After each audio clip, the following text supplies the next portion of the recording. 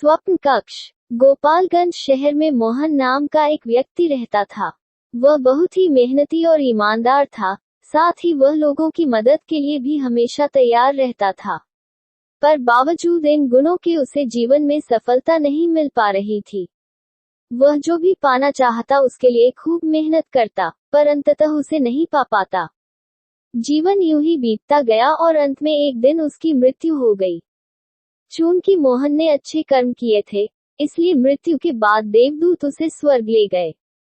स्वर्ग पहुंचते ही मोहन की आंखें खुली की खुली रह गई। उसने कभी इतनी सुंदर और भव्य जगह की कल्पना भी नहीं की थी।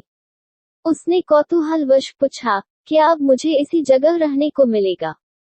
उद्धरण चिन्ह। हाँ, देवदूत ने जवाब दिया। ये सुनकर मोहन गदगद हो गया। चलिए मैं आपको आपके निवास तक ले चलता हूँ, देवदूत ने अपने पीछे आने का इशारा करते हुए कहा। थोड़ी दूर चलने पर एक शानदार घर आया, जिसके बाहर मोहन का नाम लिखा था। देवदूत मोहन को घर दिखाने लगा। ये आपका शयन कक्ष है, ये दूसरा कक्ष आपके मनोरंजन के लिए है। और ऐसा करते करते वे एक ऐसे कक्ष के सामने पहुंचे जिसके द्वार पर स्वप्न कक्ष लिखा था। अंदर प्रवेश करते ही मोहन स्तब्ध रह गया। वहां ढेर सारी चीजों के छोटे छोटे प्रतिरूप रखे थे, और ये वही चीजें थी जिन्हें पाने की कभी उसने कल्पना की थी। मोहन ने उन चीजों की तरफ इशारा करते हुए कहा, हे देवदूत, ये तमाम वस्तुएं, ये कार, ये घर, ये आईएएस अधिकारी का पद इत्यादि, ये तो वही है जिन्हें मैंने पाने की न सिर्फ कल्पना की थी बल्कि इनके लिए खूब मेहनत भी की थी। तो भला ये सब मुझे वहां धरती पर क्यों नहीं मिली? और यहाँ पर इनके इन छोटे छोटे प्रतिरूपों के रखे होना का क्या अर्थ है?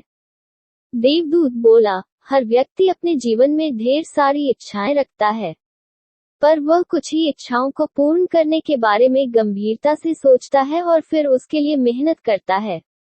ईश्वर और ये संपूर्ण ब्रह्मांड उन सपनों को पूरा करने में उसकी मदद भी करते हैं, पर कई बार इंसान सपनों के पूर्ण होने से ठीक पहले ही अपना प्रयास बंद कर देता है। यहाँ रखी वस्तुएं उन्हीं इच्छाओं को दर्शाती हैं जिनके लिए तुमने खूब मेहनत की, और जब वे तुम्हें दी जाने वाली ही थी कि तभी तुम हिम्मत हार गए और वे यहीं रखी रह गईं। उद्धरण चिन्ह। फ्रेंड्स, सफल व्यक्तियों का एक बहुत बड़ा गुण होता है परसिस्टेंस या दृढ़ता। वे जो पाना चाहते हैं उसके लिए दृढ़ होते हैं। वे भले ही उसे पाने के प्रयास में बार बार विफल होते रहे, पर वे तब तक नहीं रुकते जब तक कि उसे पा नहीं लेते। इसलिए अगर आपने भी अपने लिए कोई लक्ष्य बना रखे हुए हैं तो तमाम मुश्किलों के बावजूद उन लक्ष्यों को अधूरा मत छोड़िए। याद रखिए, कहीं न कहीं आपके सपनों के प्रतिरूप भी तैयार किए जा रहे हैं। उन्हें सपना ही मत रहने दीजिए। अपने सपनों का पीछा करते रहिए और उन्हें अपने जीवन की हकीकत बनाकर ही दम लीजिए।